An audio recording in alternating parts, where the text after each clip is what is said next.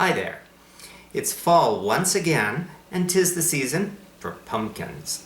We've got our pumpkin spice coffee and our pumpkin pie and our jack-o'-lanterns and our roasted pumpkin seeds, but for some reason, not a lot of people ever eat a roasted pumpkin.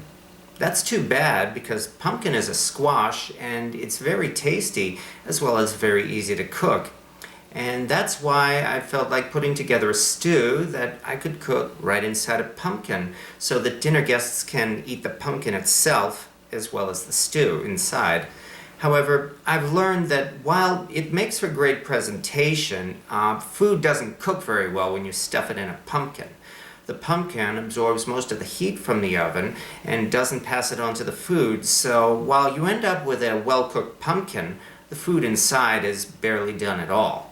So to compensate for this, we actually have to make this dish in two parts. First, we'll prepare the stew itself and partially cook it, and then we can add it to the pumpkin and roast the entire dish in the oven.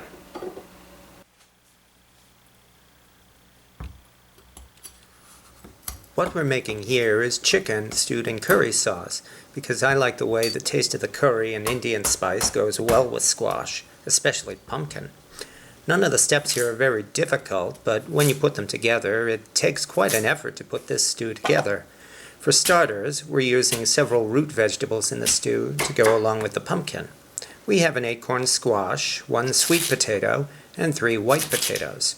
Here's where it's good to have a strong cleaver for chopping up those tough tubers. Just be careful when you do this, and take your time.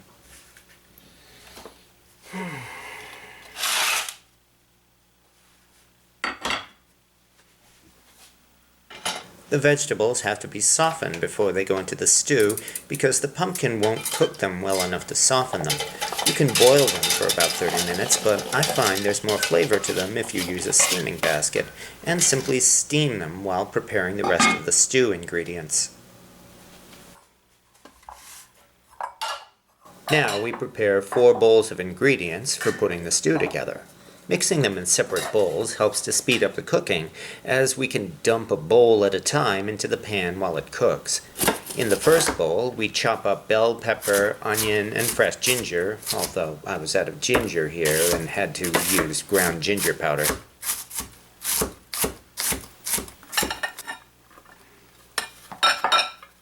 In a metal bowl, we slice 2 pounds of chicken parts into bite-sized pieces. This has to be a heat-resistant bowl because we'll be taking the chicken out of the pan after we brown it.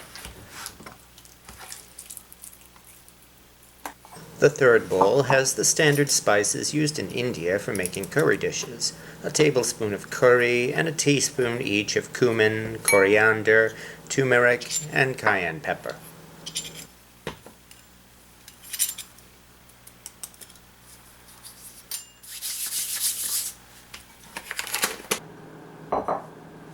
And the last bowl has the fixings for the sauce, a mixture of diced tomatoes and yogurt.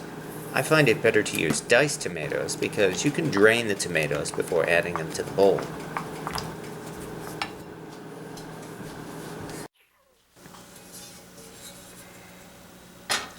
We heat up a large cast iron skillet and begin by searing the chicken to brown it.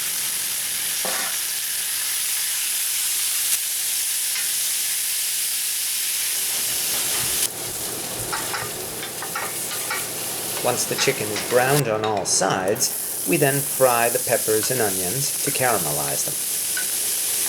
We add some minced garlic and ginger. As I said, I was out of fresh ginger and had to settle for ground ginger. Once the aromatics are caramelized, we then add the spices and mix them all together. And we add the aromatics to the chicken pieces and mix them all together. From here, we add the chicken to the bowl of tomato and yogurt sauce and stir to blend together.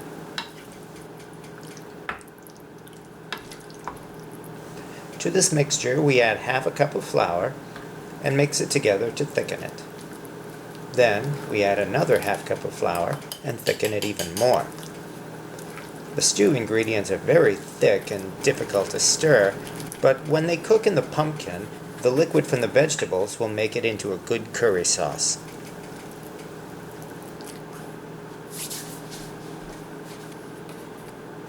And one final ingredient to prepare. We remove the stems from half a pound of mushrooms and cut them into quarters to make large pieces, similar to the other pieces of our stew.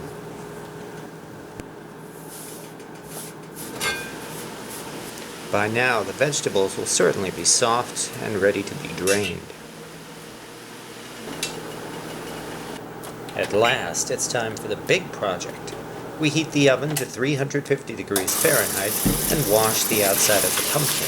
Don't use soap because when it's cooked, we're going to eat it. If your pumpkin has skin blemishes that look like this, don't worry about that at all. It's only on the surface and it won't spoil the pumpkin when it cooks.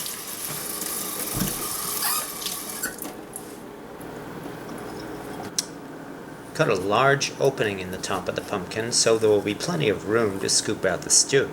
And have at it.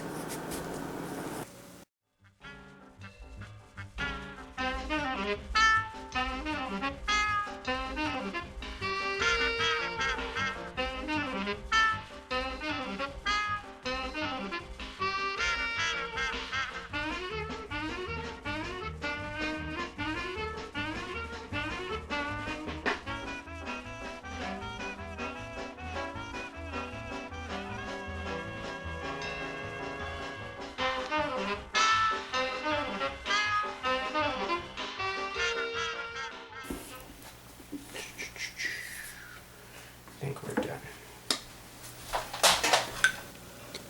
We brush a coating of olive oil over the outside of the pumpkin.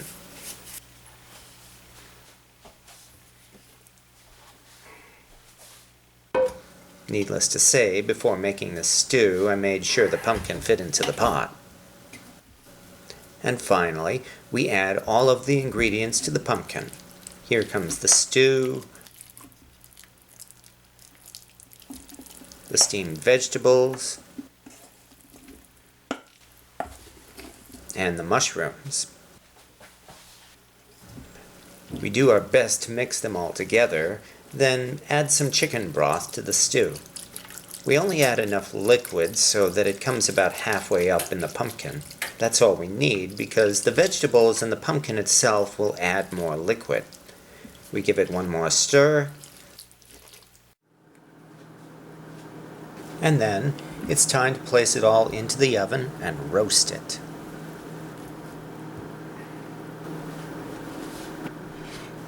And still, we have one more obstacle to overcome.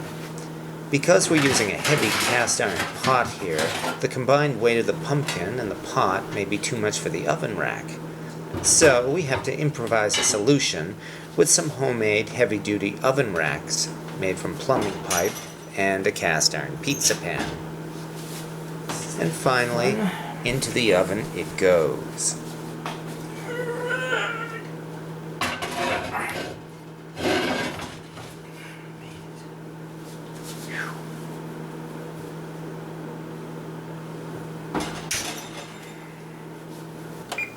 Now we cook the pumpkin at 350 degrees for an hour and a half.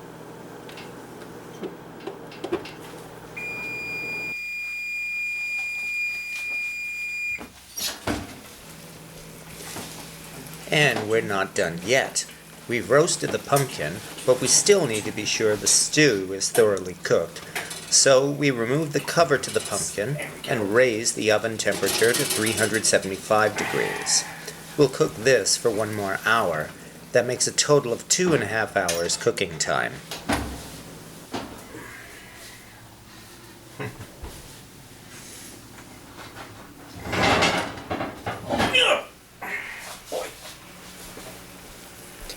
And at last we have it, pumpkin stew. As you can see, the amount of liquid increased as the stew cooked in the oven. When we stir it, it thickens into a hearty and well-cooked stew. The pumpkin itself is ready to fall apart, so be sure not to remove it from the pot. I'll agree that this stew takes a lot of time and effort to make. However, when you prepare this for your Halloween party or your Thanksgiving dinner, and you put this on the food table, you'll see it's worth the effort.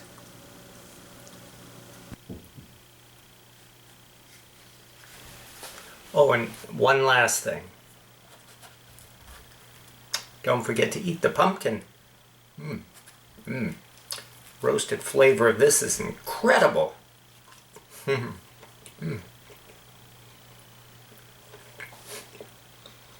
Thank you very much for watching.